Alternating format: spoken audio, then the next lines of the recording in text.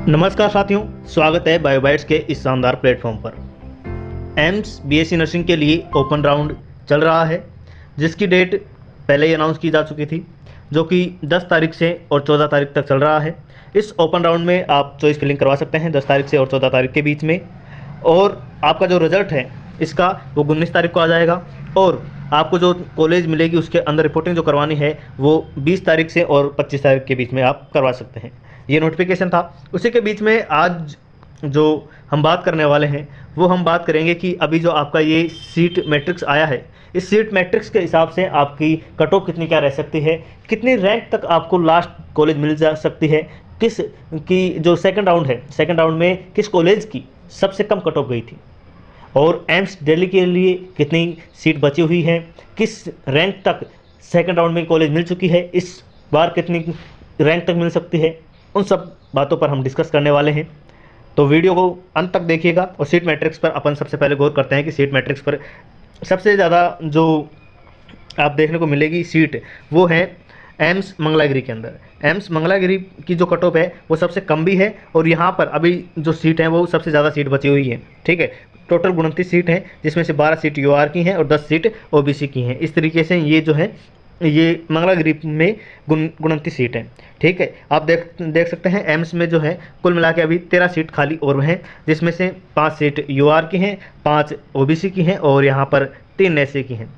EWS और ST category के लिए कोई भी सीट अभी नहीं है।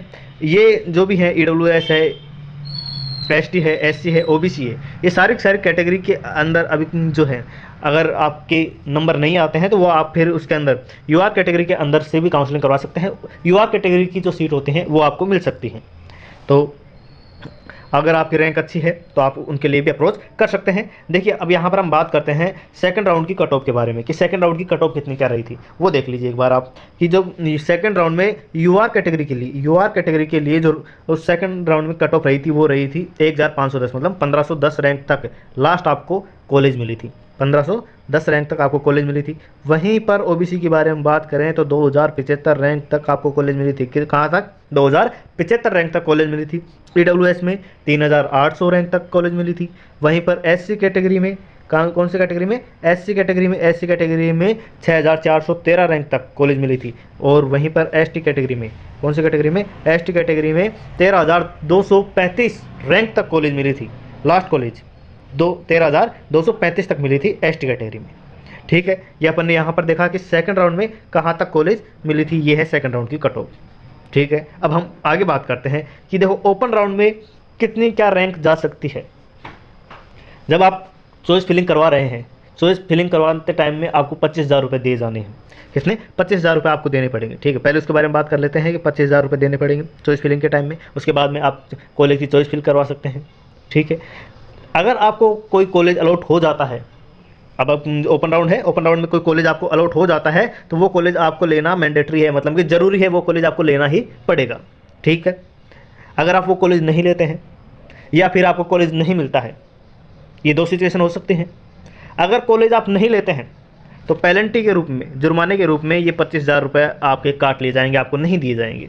ठीक है, वापस नहीं दिए जाएंगे।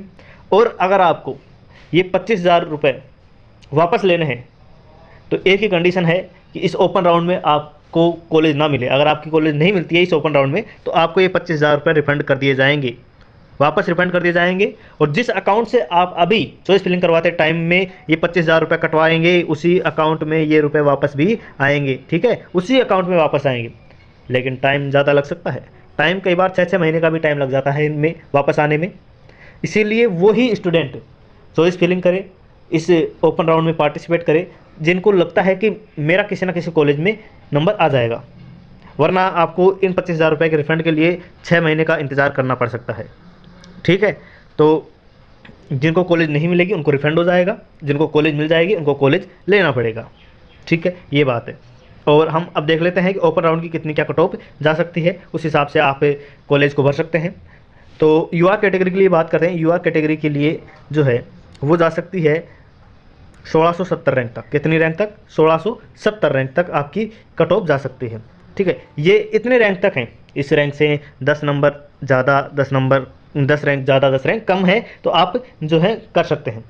क्या चॉइस फिलिंग करवा सकते हैं, ओपन राउंड में पार्टिसिपेट कर सकते हैं। वरना मत कीजिएगा, आप नेक्स्ट ईयर के लिए अच्छे तरीके से तैयारी कीजिएगा। उसके लिए अपन अभी से ही अगर तैयारी करने लग जाते हैं, इस चैनल पर भी अपन मेन कंटेंट अच्छे तरीके से लाते रहेंगे, आपको टाइम टाइम पर गाइडेंस देते रहेंगे। आप कॉन्टैक्ट में रहिएगा, टच में रहिएगा, सब्सक्राइब कर लीजिएगा चैनल को, ठीक है। और इसमें ओबीसी कैटेगरी में 2150 रैंक तक आपको कॉलेज मिल सकती है, 2150 रैंक तक आपको कॉलेज मिल सकती है ओपन राउंड में। ईडब्ल्यूएस कैटेगरी के बारे में हम बात करें तो इसमें 3900 रैंक तक कॉलेज मिलने की पूरी संभावना है।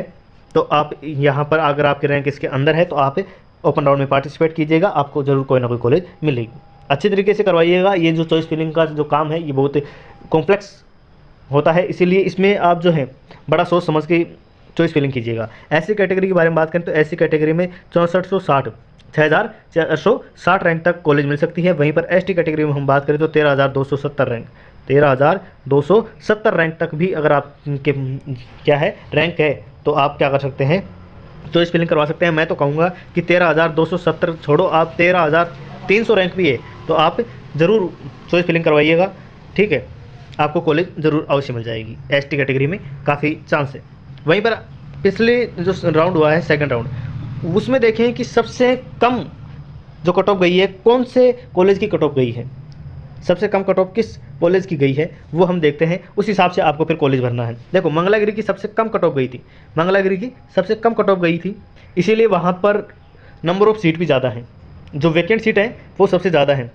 मंगलागिरी पर आपको अगर आपको श्योर चाहिए ही चाहिए कि मुझे ओपन राउंड में किसी भी तरीके से एम्स में सीट चाहिए तो आप मंगलागिरी को प्रेफरेंस में दीजिएगा, आपको ज़रूर मिल जाएगी, क्योंकि सबसे ज़्यादा सीट है, सबसे कम कट ऑफ जाती है। दूसरे नंबर पर बीबी नगर है, फिर गुवाहाटी है, कल्याणी है, देवगढ़ है, जम्मू कश्मीर है, ये हैं जिनकी सबसे कम कट ऑफ है। उसके बाद में रायपुर है, फिर भुवनेश्वर है, रायबरेली है, नागपुर है, और फिर गोरखपुर है, और फिर पटना है। इसके बाद में जोधपुर आ जाती है और फिर दिल्ली आ जाती है। इस तरीके से आप देख सकते हैं। इस तरीके से आप जो है अपनी चॉइस फिलिंग करवाइएगा अपने नंबरों के हिसाब से। अगर आपके नंबर आपकी रैंक कम है और आपको श्योरली चाहिए तो मंगलागिरी, बीबीगिरी, गुवाहाटी जैसी कॉलेज को आप प्रायोरिटी पर देना, ठीक है। उसके बारे में हम बात दूसरी एक और देखें कि ये जो सेकंड राउंड की जो अभी अपन ने कट ऑफ लिस्ट देखी थी उसमें आप देखेंगे कि ये एक स्टूडेंट है 248 पर, 248 की रैंक है, 248 पर उसने इस तरीके से चॉइस फिलिंग की कि उसके पास कोई कॉलेज नहीं मिला, जबकि 448 रैंक पर ओबीसी कैटेगरी का स्टूडेंट है, उसको जोधपुर कॉलेज मिल रही है। ये सारा कमाल होता है चॉइस फिलिंग का। आप किस तरीके से काउंसलिंग करवाते हैं। अगर आपने अच्छी तरीके से काउंसलिंग करवाई है तो वहीं 464 रैंक पर जोधपुर कॉलेज मिल रहा है, जिसकी कट ऑफ हाईएस्ट होती है, वो कॉलेज मिल रहा है। जबकि अगर आपने इसी बस ऐसे ही किसी भी तरीके से चॉइस फिल कर दी कॉलेज की तो वहीं पर देखो 464 अच्छी रैंक है, अच्छी रैंक पर भी आपको कोई कॉलेज नहीं मिला, ठीक है। तो ये ओपन राउंड में ऐसे कोई स्टूडेंट हैं जिनको पहले कॉलेज नहीं मिली थी, अब वो सोच समझकर अच्छी तरीके से ओपन राउंड करवाइएगा, ठीक है। ओपन राउंड में कौन कौन पार्टिसिपेट कर सकता है वो भी एक बार देख लीजिए। ओपन राउंड में पार्टिसिपेट कौन कौन कर सकता है ये देखिए कि ओपन राउंड में पार्टिसिपेट वो स्टूडेंट कर सकता है जो कि फर्स्ट राउंड सेकंड राउंड में पार्टिसिपेट नहीं किया है, या फर्स्ट राउंड सेकंड राउंड में पार्टिसिपेट किया था लेकिन कोई कॉलेज नहीं मिल पाई उसको, वो वाले स्टूडेंट। और जो अभी एम्स ने रिजल्ट के बाद में जो क्वालिफाइंग काउंसलिंग के लिए क्वालिफाइड स्टूडेंट की जो रैंक निकाली थी, जो मैट्रिक्स निकाली थी, है ना, तो उसमें आप एलिजिबल होने चाहिए काउंसलिंग के लिए, और आपको कोई अभी तक सीट अलॉट नहीं होनी चाहिए या फिर आपने पार्टिसिपेट नहीं किया है तो आप इसमें एलिजिबल हैं। अब हम बात कर लेते हैं एम्स दिल्ली के बारे में कि एम्स दिल्ली में कितनी क्या रैंक तक सेकेंड राउंड में कॉलेज कट ऑफ गई थी और कितनी रैंक तक जा सकती है ओपन राउंड में, ठीक है। यूआर कैटेगरी में सेकंड राउंड में कब कहाँ तक गई थी, 247 तक, 247 तक रैंक तक आपको कॉलेज मिली थी। वहीं पर ओबीसी में 326 रैंक तक आपको कॉलेज मिली थी। ईडब्ल्यूएस कैटेगरी में 666 रैंक तक कॉलेज मिली हुई है एम्स दिल्ली। एसटी कैटेगरी में बात करें तो 3704 रैंक तक, और वहीं एससी कैटेगरी में बात करें तो 2486 रैंक तक आपको कॉलेज मिली थी एम्स दिल्ली।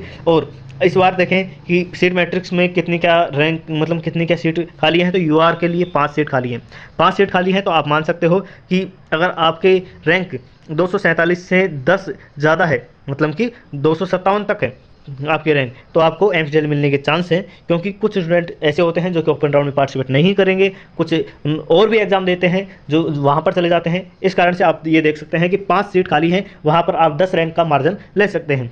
वैसे ही ओबीसी में भी 5 सीट खाली हैं, तो आप यहाँ भी 10 रैंक का मार्जिन ले सकते हैं।